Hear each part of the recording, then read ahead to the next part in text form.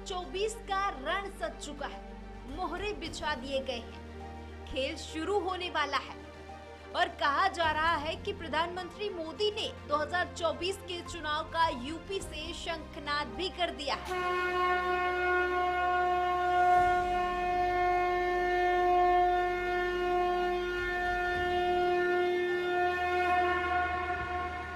2024 के आम चुनाव का सेमीफाइनल माने जा रहे 5 राज्यों में चुनाव का शोर थम चुका है, नतीजे आ चुके हैं और नई सरकार का गठन भी हो चुका है।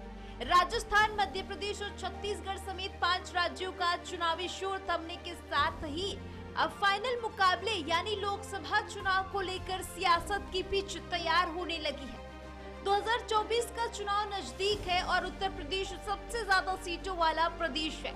इस लिहाज से लोकसभा चुनाव में यूपी की भूमिका बड़ी हो जाती है। लोकसभा चुनाव की बूथ स्तर पर तैयारी चल रही है। भारतीय जनता पार्टी की तैयारियों में पीएम मोदी का वाराणसी दौरा सबसे अहम माना जा रहा है। एक प्रकार से लोकसभा चुनाव 2024 के अभियान के विधिवत आगाज के रूप में इसे देखा जा रहा है।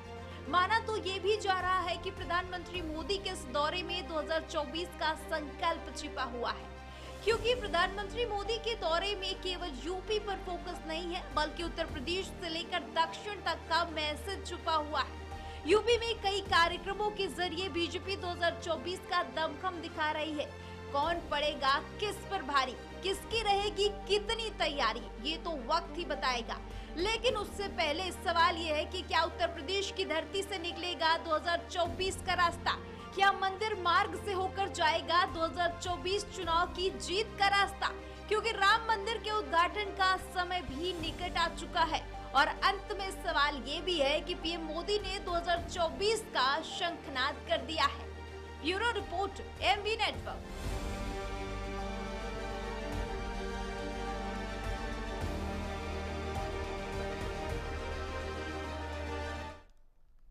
चलिए अब हम आपको ग्राफिक्स के जरिए कुछ चीजें समझाते हैं, क्योंकि अब 2024 का रास्ता जो है विसात तमाम दलों ने बिछा दी है। तो 19,150 करोड़ का यहां पर लोकार्पण और शिलान्यास किया गया है। वाराणसी में सर्ववेद महामंदिर का लोकार्पण हुआ है। मेड इन इंडिया प्रोजेक्ट का इस्तेमाल और लोकल फॉर वोकल को बढ़ावा दिया गया है। बीजेपी के जीत के मंत्र हैं।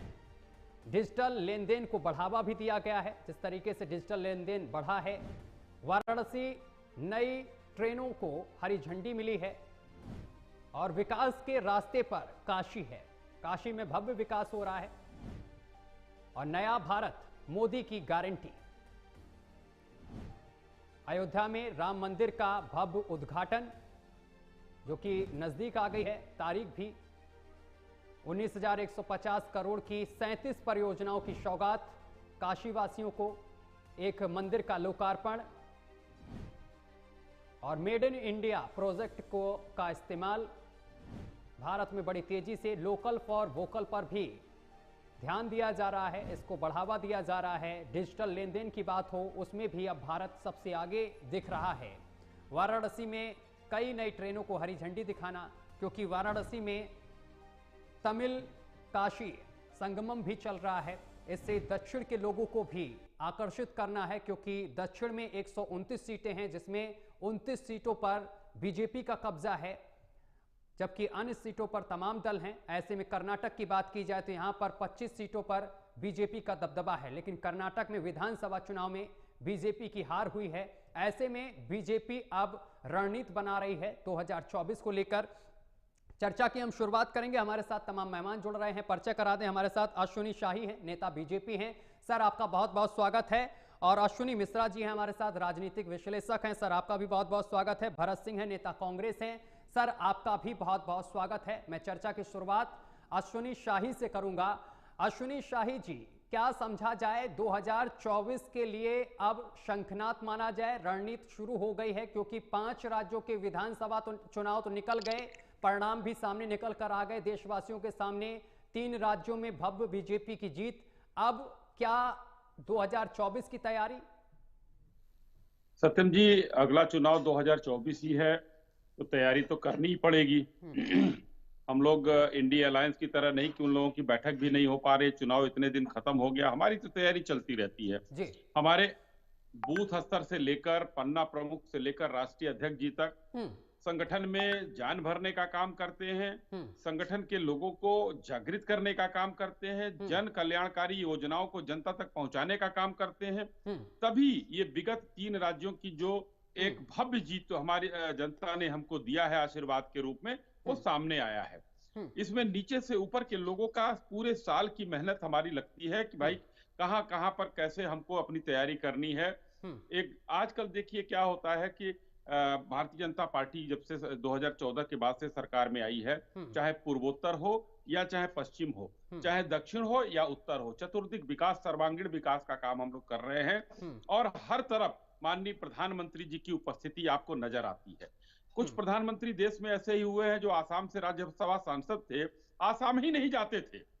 यहाँ तो देखिए किस तरीके से कितने लोकार्पण, कितने शिलान्यास। ठीक है, मैं रोकूंगा यहाँ पर, लेकिन जो चीजें सामने निकल कर आ रही हैं, कहते हैं कि तमाम चीजों के जो रास्ते हैं राजनीति में अगर देखा जाए तो यूपी से ही होकर गुजरते हैं और यूपी से ही शुरुआत की जा रही है। उत्तर प्रदेश के काशी में आज करोड़ों की सौगात दी जाती है और मंदिर का लोकार्पण होता है, नई ट्रेनों को हरी झंडी दिखाई जाती है, वोकल फॉर लोकल को बढ़ावा, डिजिटल पेमेंट को भी बढ़ावा।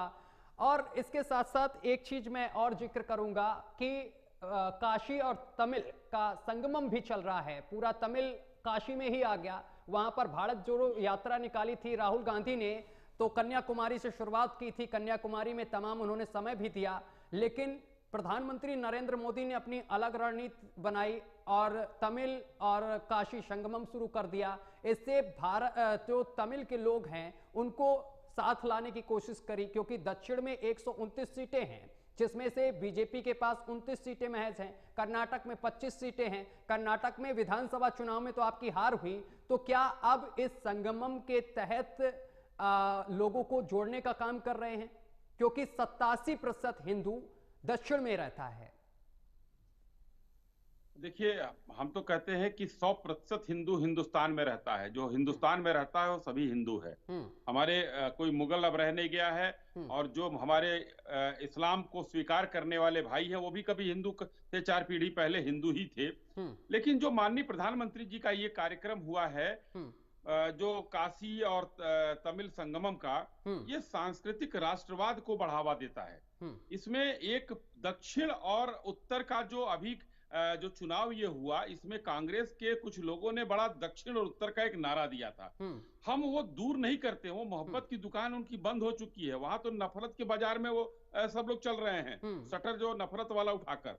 लेकिन इससे सांस्कृतिक राष्ट्रवाद को बढ़ावा मिलेगा।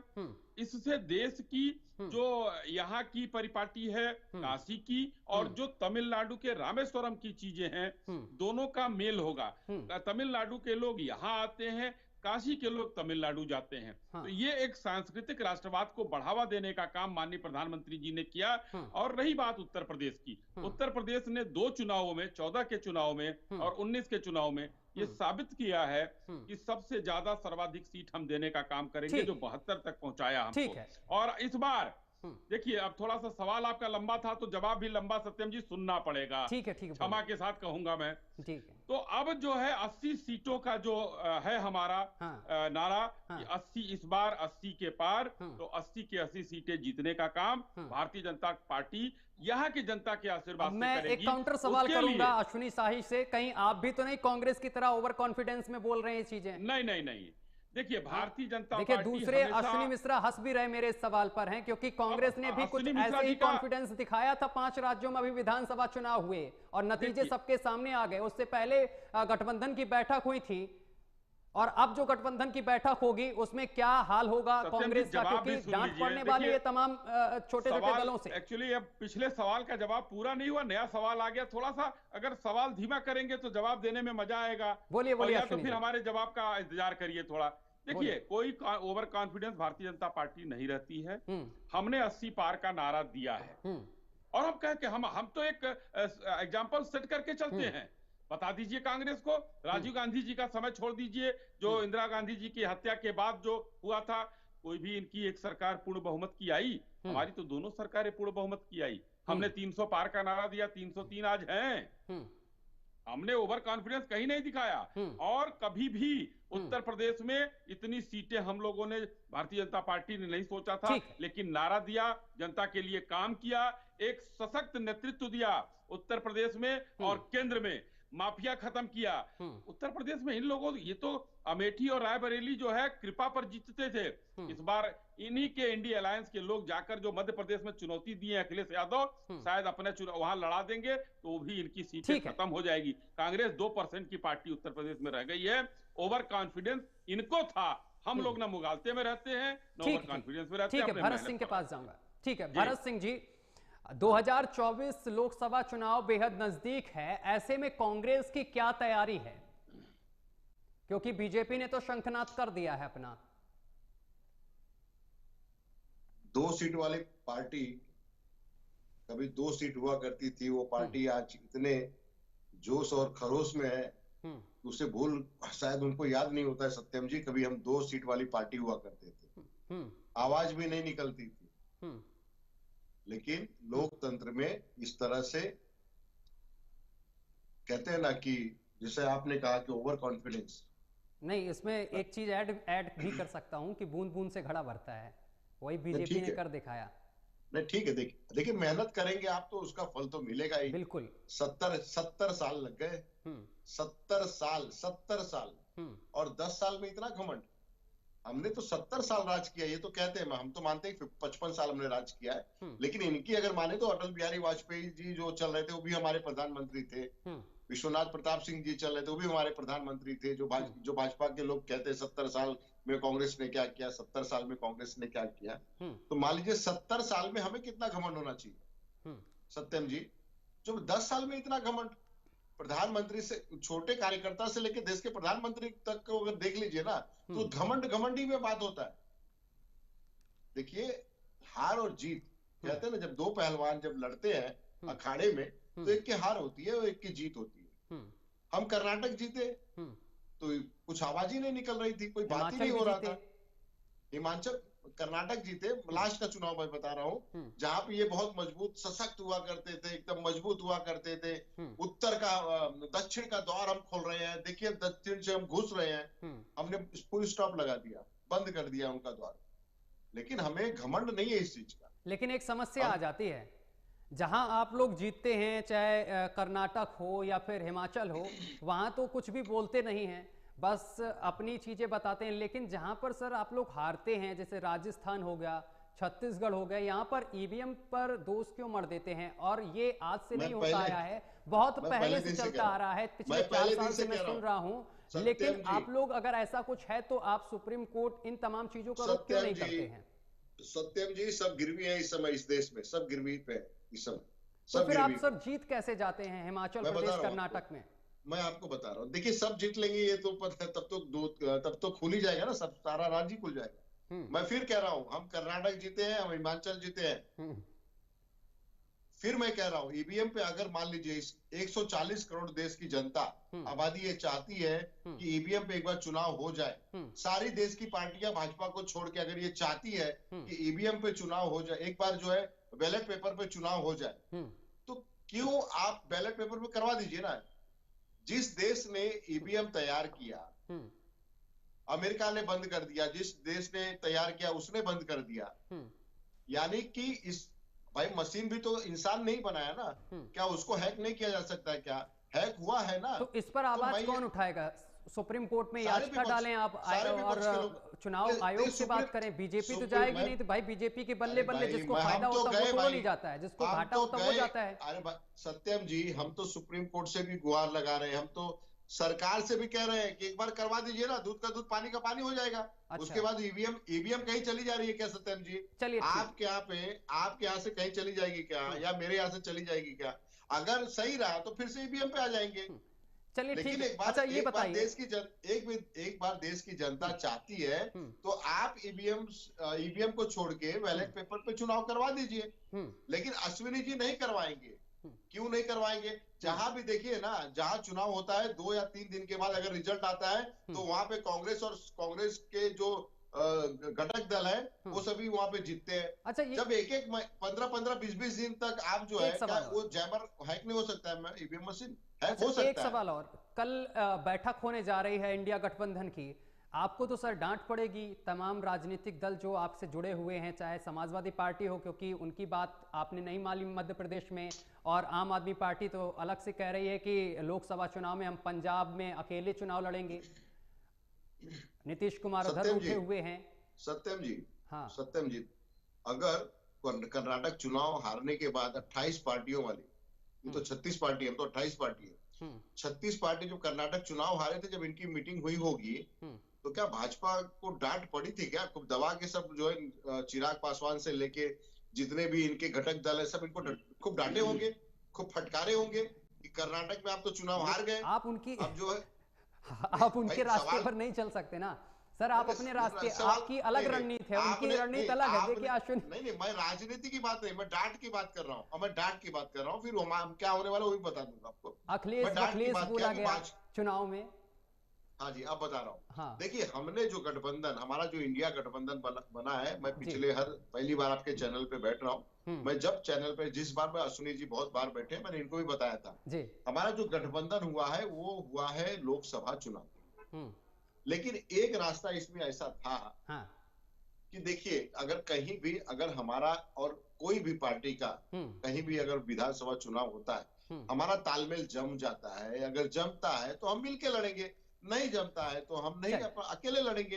लेकिन लोकसभा के लिए, लोकसभा चुनाव के लिए मैं आपको कह रहा हूं 28 पार्टी हम थे, 28 से कम नहीं हो रहे हैं, 29 हो जाएंगे। कैसे माना जाए सर, जहां आपका फायदा वहां आप दूर हट गए, समाजवादी पार्टी को भनकने भी नहीं दिया। अब लोकसभा चुनाव में आपका फायदा, जहां पर समाजवादी पार्टी उत्तर प्रदेश में धमक रखती है, वहां आप साथ लेकर आ रहे हैं, तो कैसे अखिलेश यादव आपसे हाथ मिलाएंगे? अब ये भी तो एक चुनौती है यहाँ पर। अरे भाई, अखिलेश जी ने भी बोल दिया है, अखिलेश जी ने ये भी बोला था कि आपका मध्य प्रदेश में दबदबा है तो हमारा उत्तर प्रदेश में दबदबा, ये मत भूलिए। अरे ठीक, मैं फिर कह रहा हूं सत्यम जी, तो आप देखिए, कल रुक जाइए, कल की मीटिंग में बहुत कुछ आ जाएगा सामने, उसके बाद में आपको कह रहा हूँ। ठीक है भरत भाई, कल संयोजक मैं अश्विनी मिश्रा के पास जाऊंगा, समय बहुत कम रह रहा है।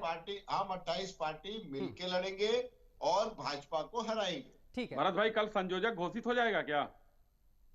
घोषित होगा नहीं होगा, आप अपना देखिए, हम लोग तो क्या करना है क्या नहीं करना वो तो कर लेंगे।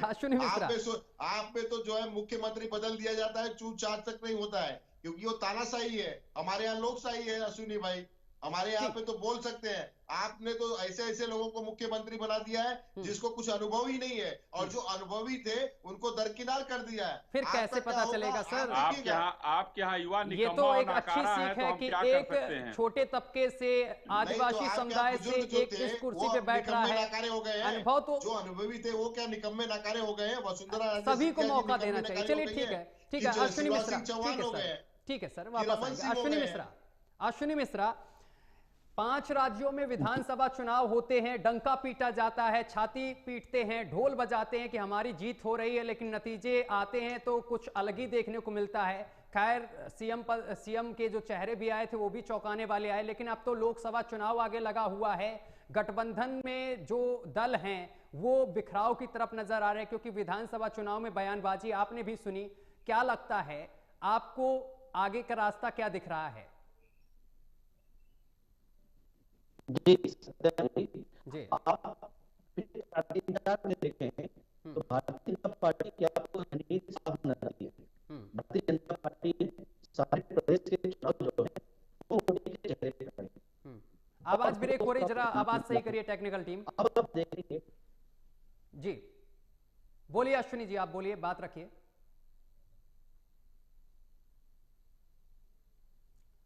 अश्विनी जी की हम तक सही तरीके से आवाज नहीं पहुंच पा रही है, एक बार फिर से हम संपर्क साधने की कोशिश करेंगे। इससे पहले मैं अश्विनी शाही के पास पहुंचूंगा।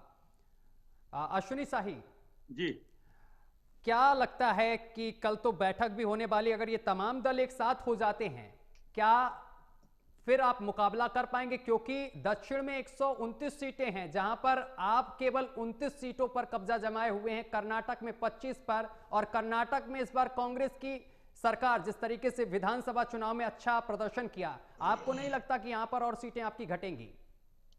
सत्यम जी, भारतीय जनता पार्टी ने 400 पार का नारा दिया है। ये अति उत्साह नहीं है, न अति आत्मविश्वास है। ये अपने काम के बल पर माननीय मोदी जी के बेहतर लोक कल्याण की नीतियों के बल पर, मोदी जी की जो इस समय मेहनत है उसके बल पर, अभी देखिए हमने 3 राज्यों में कमल निशान पर चुनाव लड़ा।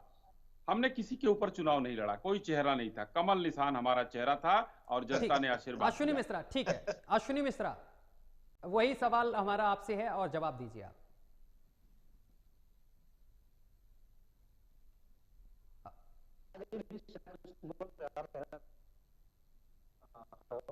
इको हो रही आवाज इको हो रही सर, आपकी आवाज हम तक नहीं पहुंच पा रही है। ठीक है, भरत सिंह जी आप जवाब दीजिए अश्विनी शाही के जो उन्होंने बात रखी है कि 400 पार का नारा दे रहे हैं। मैं एक लाइन पूरा कर लूं, भरत भाई जवाब उसके बाद दे दे, बस एक लाइन उसमें ठीक है, आप बोलिए। तो भारतीय जनता पार्टी ने जो 400 पार का नारा रखा है, उत्तर प्रदेश में 80 हमने पूरा 80 का हमने लक्ष्य रखा है अपना। राम मंदिर, भव्य राम मंदिर का निर्माण, चाहे 370 हो, हमने अपने एजेंडे में सारी चीजों को पूरा किया। कांग्रेस वहां बहुत पीछे है। कांग्रेस के पास इस समय सब कोई एक राज्य भरत जी गिना देंगे जिसमें ये बड़े भाई की भूमिका में हो, बाकी जगहों पर हर जगह ये छोटे भाई की और पिछलग्गू की भूमिका में है। अरविंद केजरीवाल ने यहाँ तक पंजाब में कह दिया कि हम 13 सीटों पर लड़ेंगे। ठीक है, मैं जवाब ले लेता हूँ। भरत सिंह जी जवाब दीजिए, स्क्रीन पे लाइए भरत सिंह जी को। भरत सिंह जी आवाज पहुंच रही है, जवाब दीजिए सर। जी देखिए, ऐसा है कि अश्विनी भाई जो कह रहे हैं कि 400 के पार हमारी जो है इस बार सरकार बनेगी सीटों के साथ। देखिए, जितना इनको बढ़ना था 303 सीट 302 सीट जितना लेना था, सत्यम भाई ये ले चुके हैं। अब इनका ग्राफ घट रहा है। देश के प्रधानमंत्री की जो गारंटी थी, उस गारंटी को लोग मानने के लिए अब तैयार नहीं हो रहे हैं। मैं आपको बता दूं कि पिछली बार जब हम 3 राज्य जीते थे तो भाजपा यही कहती थी कि 3 राज्य इन्होंने जीता लेकिन लोकसभा हम जीते। तो ठीक है, हमारे लिए सगुन है इस समय कि अगर हम 3 राज्य हारे हैं तो लोकसभा जीतेंगे। दूसरी बात, आपको 129 सीट आपने कहा कि हम जो है साउथ में 129 सीट है, 129 सीट तो इनकी नहीं आ रही है। मैं जहां बैठा हूं महाराष्ट्र में, इनकी जो है 22 सीट थी, 22 में से 12 सीट पे, मतलब इनको 10-12 सीट की नुकसान हो रही है। यहाँ का सर्वे कह रहा है। यहाँ परेशान है मुख्यमंत्री से लेके उप मुख्यमंत्री तक। 12 सीट यहाँ से कम हो रही है। उत्तर प्रदेश में क्या लगता है, इनको सीट बढ़ जाएगी? इनकी उत्तर प्रदेश में सीट कम हो रही है, इनकी मध्य प्रदेश में सीट कम हो रही है, इनकी राजस्थान में सीट कम हो रही है। तो ये किस मुकाबले में पड़े हैं कि 400 के ऊपर इनकी सीट आएगी? भाई कहां से लाएंगे 400 सीट? आपको इस बार सरकार आप बना ले, वो बहुत बड़ी बात है। हम तो कह रहे हैं कि आपकी सरकार नहीं बन रही है और हमारी इंडिया